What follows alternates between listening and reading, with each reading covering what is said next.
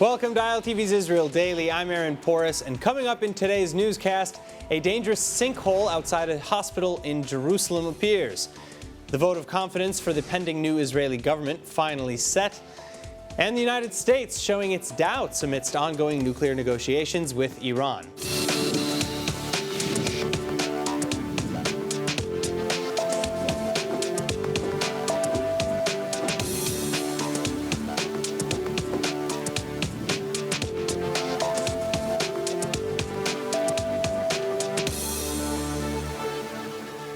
A terrifying scene outside a Jerusalem hospital Monday, a massive sinkhole appearing without warning. עם קבלת הדיווח זרמו לפה כוחות משטרה רבים וכן כוחות החירום וההצלה. ביצענו סריקות, פעולות ראשוניות להצלת חיים, תיחמנו את האזור, בודדנו אותו, התחלנו בהורדת אנשים לסרוק בפנים, סריקת מצלמות לאתר שאין אנשים בחניון שקרסו לתוך החניון, שאין נפגעים. 8 fire and rescue crews rushing to the scene after a huge void in the earth opening in an instant Monday afternoon. The massive sinkhole swallowing several cars. And the jarring incident recorded in the parking lot of the Shaarei Tzedek Medical Center in the heart of Jerusalem. Thankfully, no injuries have yet been reported. Still, with concerns of another collapse, the area and building cordoned off now as a danger zone. Additionally, traffic nearby rerouted and blocked off. As for the cause, a tunnel under construction running under the hospital and parking lot believed to be related. The hole also seems to have appeared in the older section of the now expanded lot. An investigation is still underway.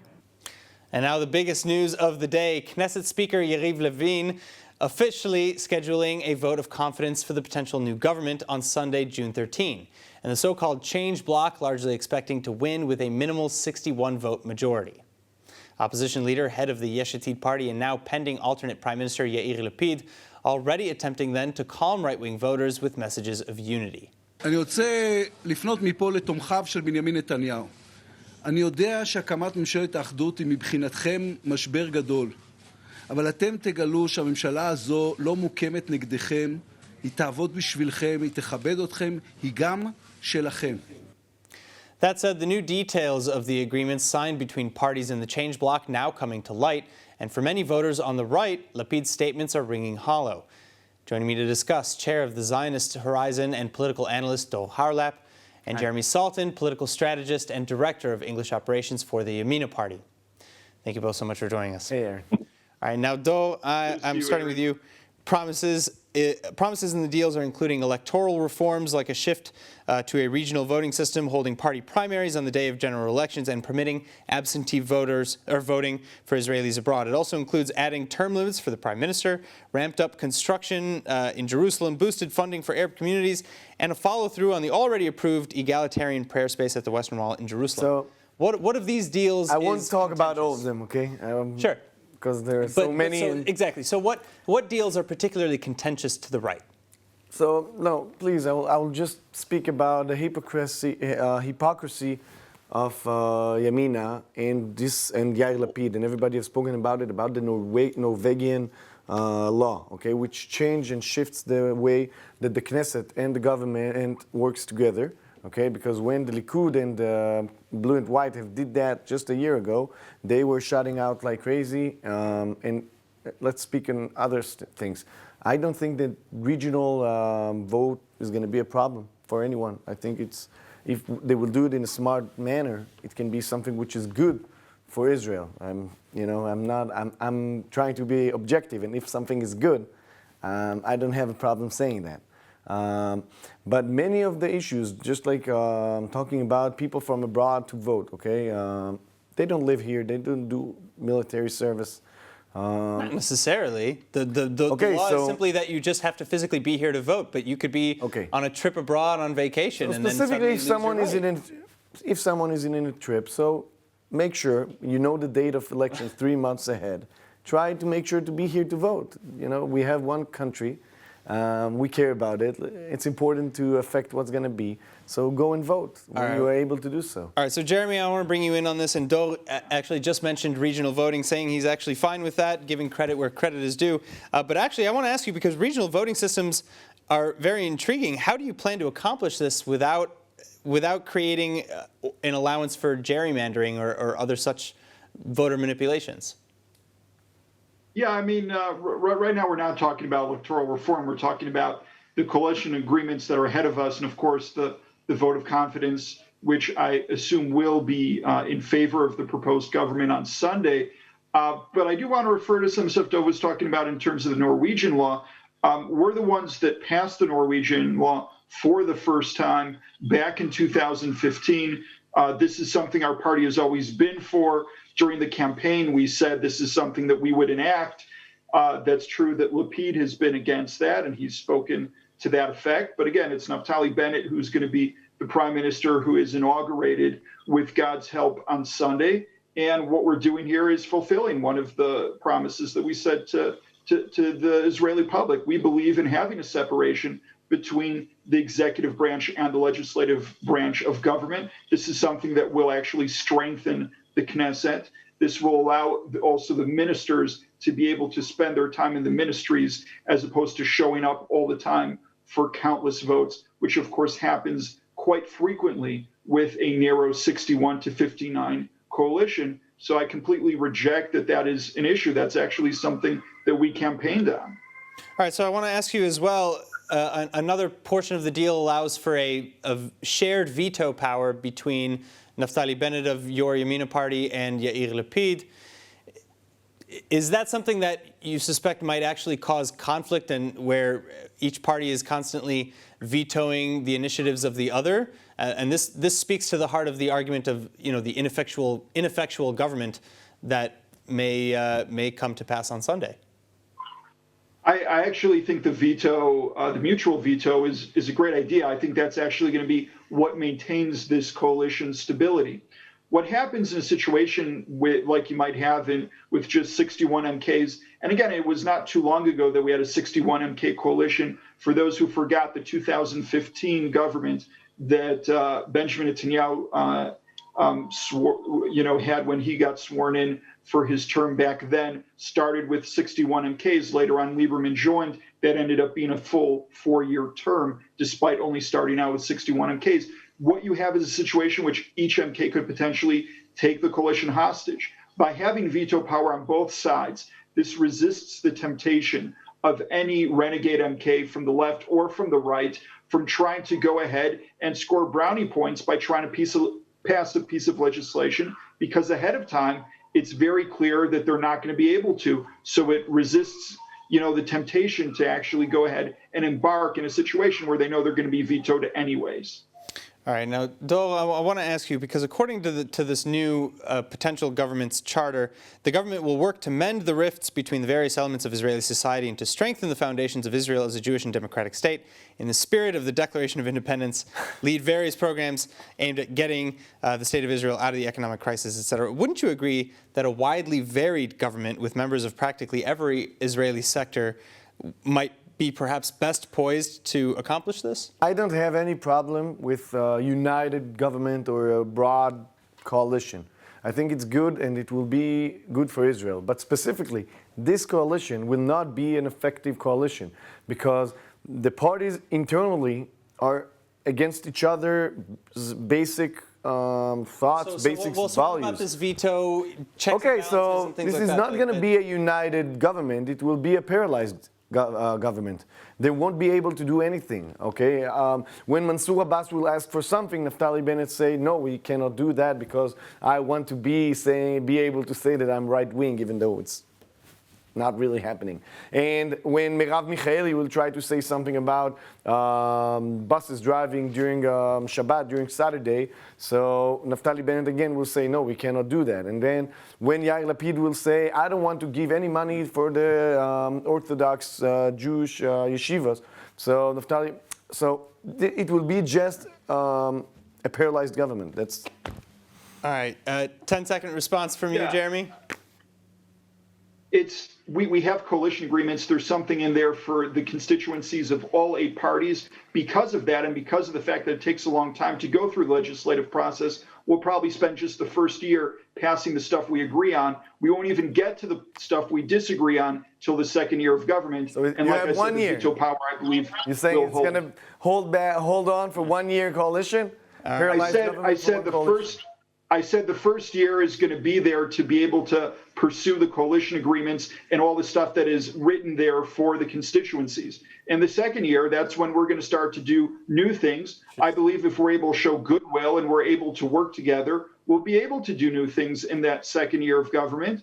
And again, that can build down to a third and potentially fourth year.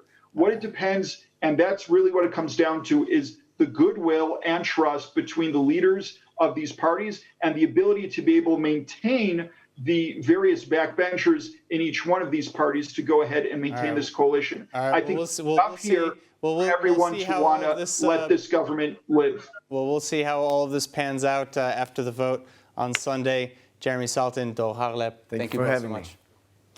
Now, meantime, with tensions in Jerusalem still high, police are demanding that the annual flag parade through Jerusalem, already delayed from early May, be rerouted to avoid the Muslim quarter. Officers saying they wouldn't even be able to muster sufficient forces to protect the marchers across every expected flashpoint. But celebrating the unification of East and West Jerusalem in 1967, organizers so far threatening to cancel the event entirely if it doesn't take the traditional route. Likewise, right-wing backers for the march, including Prime Minister Netanyahu and extremist MKs Bezalel Smotrich and Itamar Ben-Gvir, arguing that changes to the parade amount to capitulations to terrorist threats like those from Hamas. Here to discuss is Israeli journalist, author of Industry of Lies, and attorney Ben-Dror Yamini. Ben-Dror, thanks so much for being on with us. Now, members of the left say that the flag parade is an intentional provocation, while the pro-paraders say that it's just a celebration of Jerusalem's unification and that canceling would be a wrongful appeasement. Where do you stand and why?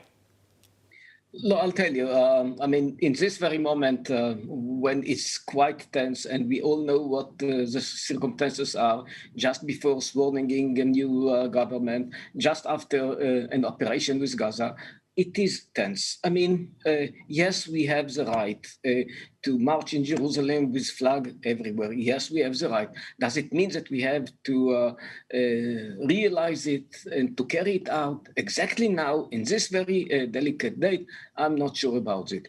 If the security people are saying, and they are saying, I mean, the chiefs of the police and others, if they are saying it's not the time, it's not the time, because in this very moment, not every moment, in this very moment, it's a kind of provocation. We don't need it. We don't need it now. So I do accept their view. Well, so what do you say to those who, or rather, how would you address the fact that at least it would appear to be a Hamas victory coming after their and other Palestinian threats, which in turn typically leads to more violent threats and demands by Hamas? If Hamas thinks that they won in this argument, what's to stop that from becoming even more aggressive?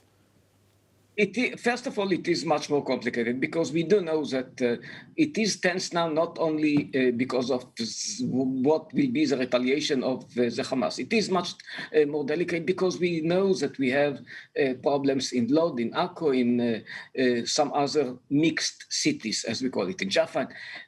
Do we need it now, or that we need to work together in order to calm things down? I mean, that's what we need right now. We need a kind of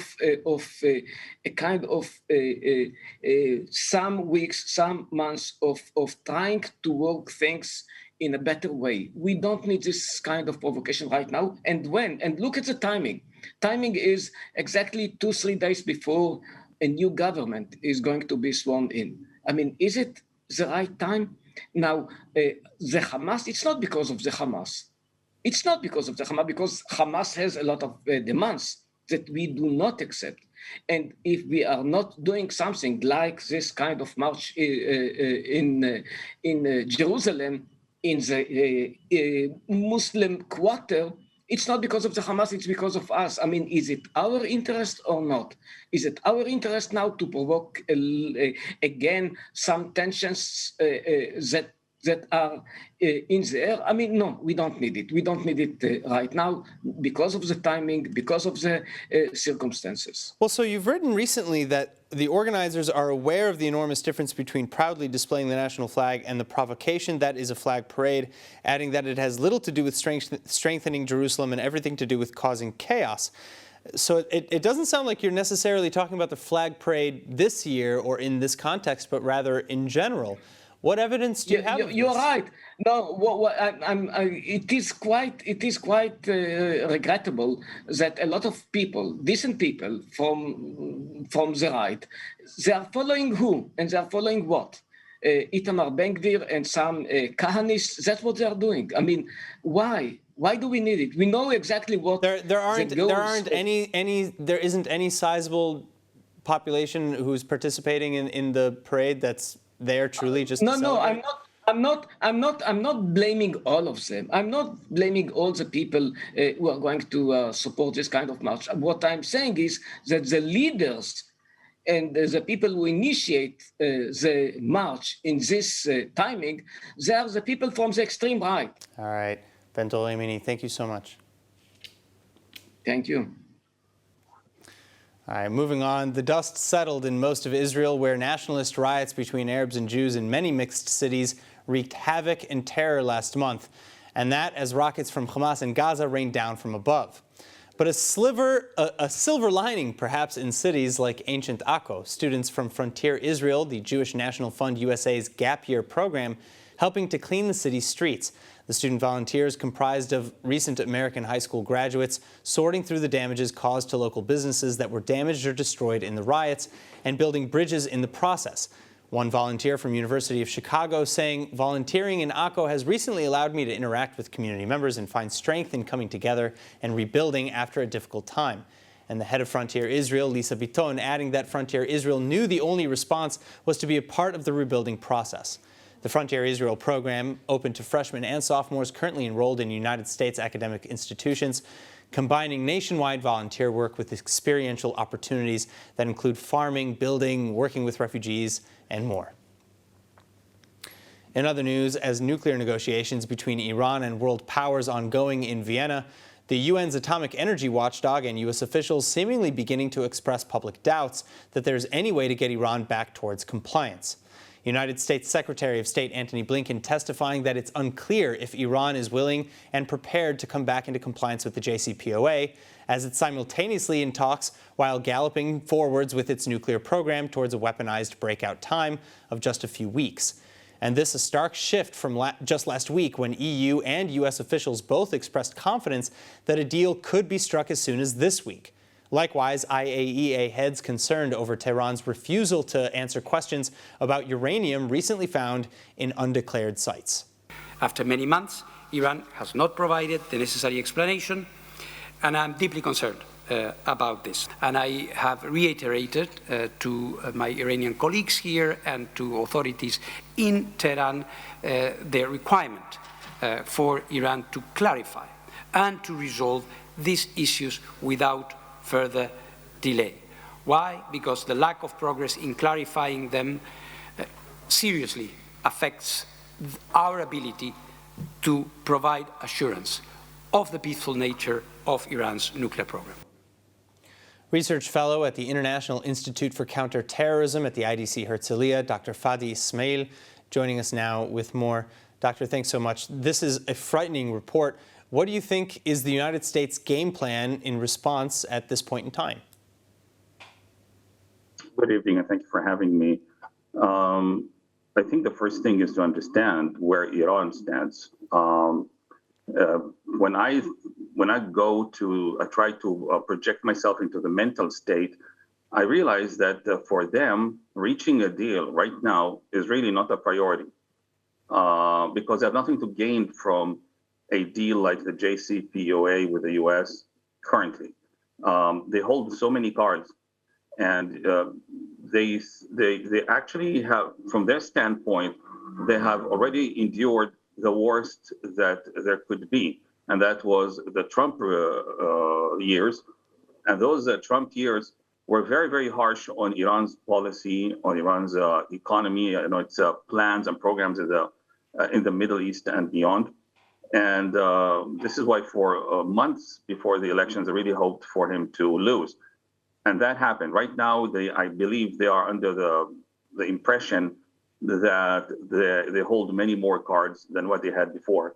The Iranian regime thrives on a situation where they can create blurred lines, where they can create uncertainty, that allows them to move sometimes in incremental mode, sometimes in fast moves, in a manner that keeps the other side guessing. Basically, they're trying to do to the Biden administration what they did before to the Obama administration and what Trump did to them during his 4 years. And you have to understand something very basic about the Iranians. They have almost, almost 40 years, actually more than 40 years of experience of being a so-called pariah state. They have a lot of experience and many mechanisms in place to face whatever pressures that the United States can bring upon them economically, politically, militarily, whatever they are. So when I look at their situation right now, when I look at the United States with its internal troubles, and there are many internal troubles right now in America, when I look at the weakening interest of the U.S. in the Middle East for a variety of reasons, when I look at the fact that now American allies in the region are beginning to try and find ways to reconnect with the Iranian regime because they see the weakness of the American position. My question though, I'm sorry to interrupt, but with everything that you've been mentioning here, it reminds me how Israel has for years really been advocating for tougher stances on Tehran. Why does it sound like Western and negotiating powers are surprised by Iran's noncompliance and refusals, etc., and where do we go from here? I think there's a major misunderstanding that is endemic to Western policymaking in the Middle East that has been shown since the 70s, since the way they worked with the Shah, the wars against Iraq, some of the other moves, the very strange moves that the West has done in the Middle East that in the end served to help the Iranian revolution grow to the monster that it is now. There's really a very basic, I think what it is, it's an academic culture or an analytical culture that tries to project onto the Middle East models of thought that simply don't belong in here. It just, I can't think, I mean, I think it's a meta thinking thing, and this is not an academic lecture, of course, but I talk about this a lot in my own speeches and lectures. I think the problem is really a meta thinking issue. The way of thinking about the Middle East is unrealistic.